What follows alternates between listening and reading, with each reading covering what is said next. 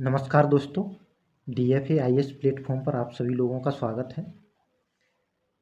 History की class में हमने मौर्य काल कंप्लीट कर लिया था और मौर्योत्तर काल में हमने कण्व वंश तक कंप्लीट कर लिया था। ठीक है, तो आज हम सातवाहन वंश के बारे में पढ़ेंगे और इसके आगे के भी वंश हैं उनके बारे में भी हम चर्चा करेंगे। ठीक है,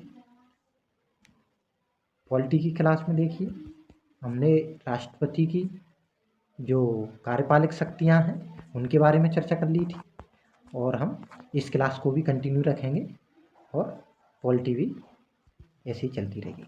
ठीक है, तो ये दोनों क्लास हैं। हिस्ट्री में हम मौर्योत्तर काल तक पहुंच गए हैं और पॉलिटी में राष्ट्रपति तक। देखिए, हम क्लासों को एक क्रम में लेकर चल रहे हैं। क्रम से क्या होता है कि समस्या नहीं आती है और चीज़ें जुड़ती हुई चली जाती हैं। तो यही हम इस प्लेटफॉर्म के माध्यम से थोड़ा क्रम से लेके चल रहे हैं।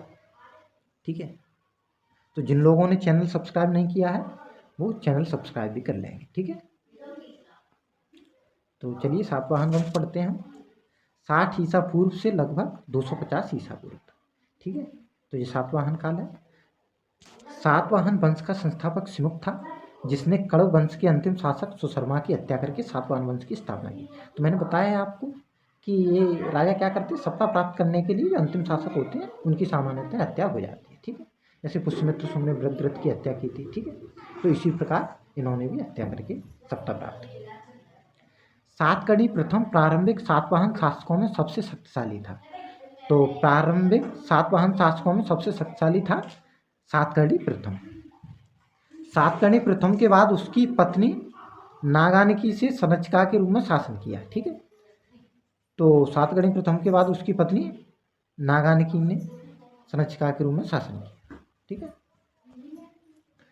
सातवाहन शासकों में माता का नाम जोड़कर नाम लिखने की परंपरा थी। जैसे गौतमी पुत्र सातकर्णी, इसमें सातकर्णी शासक का नाम गौतमी उसकी माता का नाम था। तो ये शासक क्या करते थे, आगे माता का नाम लगाते थे।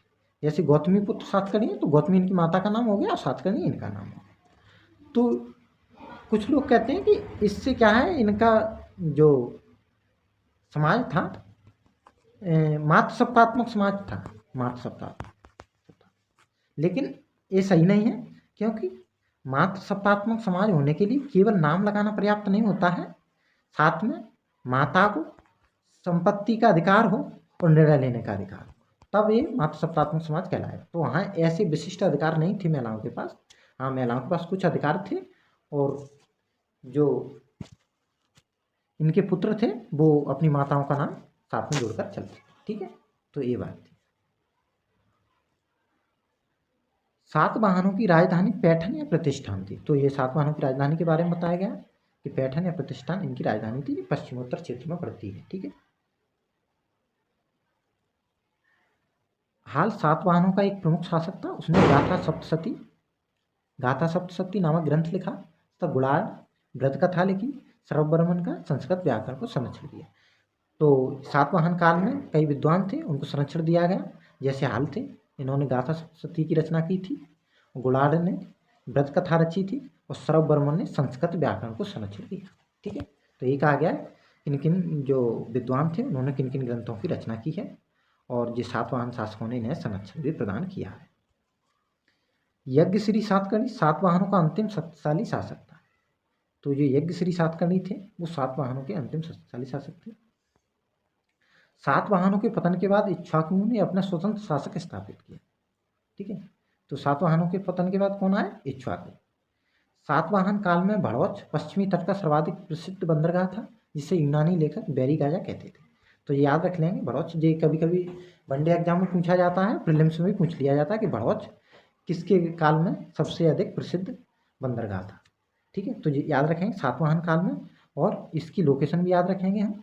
ये है पश्चिमी तट पर। ठीक है, ये गुजरात, वर्तमान में गुजरात वाला तट है, वहाँ है भड़ौच। ठीक है, गुजरात वाला क्षेत्र, कुछ महाराष्ट्र वाला भाग, तो ये भड़ौच बंदरगाह वहाँ उपस्थित है।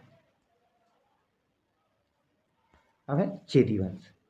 चेदी वंश प्रथम शताब्दी ईसा पूर्व में कलिंग में था। चेदी वंश का संस्थापक महामेघवाहन था। उस समय उनकी राजधानी सुक्तिमती थी।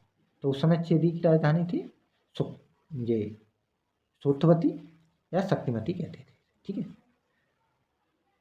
और इनका राज था कलिंग में। ठीक है, चेदी वंश का कलिंग वर्तमान में उड़ीसा वाला क्षेत्र है।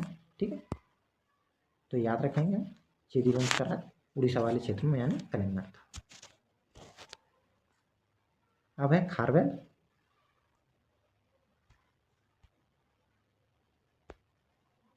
ठीक है, खारवेल इस वंश का महान शासक था। हाथी गुम्फा अभिलेख से उसके बारे में जानकारियां मिलती हैं। कलिंग युद्ध में अशोक ने इसी खारवेल को हराया था। तो खारवेल था और हाथी गुम्फा अभिलेख है ये, हाथी गुम्फा, तो इससे खारवेल के बारे में जानकारी मिलती। ठीक है, और अशोक ने इसको पराजित भी किया था युद्ध। वह देखिए हिंद यवन। हिंद यवन शासक बैक्ट्रिया के थे। भारत में प्रथम ज्ञात बैक्ट्रियाई यवन शासक डेमेट्रियस था। उसने साकल या सियालकोट को अपनी राजधानी बनाया। तो हिंद यवन शासक बैक्ट्रिया के थे। ठीक है जी, पश्चिमोत्तर के ऊपर वाला क्षेत्र है। ठीक है, और प्रथम ज्ञात बैक्ट्रियाई यवन शासक डेमेट्रियस था। प्रथम शासक कौन था? डेमेट्रियस। उसने साकल या सियालकोट को अपनी राजधानी बनाया। देखिए फैक्ट, ज़्यादातर फैक्ट हैं, तो इन्हें याद करते हुए चलेंगे और वीडियो को 1-2 बार देख लेंगे तो सामान्यतः आपको याद हो जाएंगे और कुछ करने की आपको आवश्यकता नहीं। ठीक है, और जहाँ डिटेल में पढ़ेंगे हम, यहाँ समझाने की बात होगी, वहाँ मैं समझाता हुआ चलूँगा। ठीक है, डेमेट्रियस के बाद यूक्रिटाइडिस भारत में हिंद यवन शासक बना। तो ये शासकों का क्रम है। कौन कौन, ये डायरेक्ट क्वेश्चन पूछे जाते हैं कि जो वनडे एग्जाम होते हैं उनमें ज़्यादातर पूछे जाते हैं, जैसे एसएससी वगैरह है, जेल प्रेरी वगैरह है, जो भी वनडे एग्जाम कांस्टेबल वगैरह है, एसआई वगैरह है, तो उनमें ये ज़्यादातर पूछे जाते हैं। ठीक है, और प्रीलिम्स में भी एमपीपीएससी प्रीलिम्स वगैरह इनमें ये क्वेश्चन पूछ लिए जाते हैं या डेप्थ में क्वेश्चन पूछते हैं। ठीक है, तो याद रखेंगे हम क्रम भी इनका। ठीक है,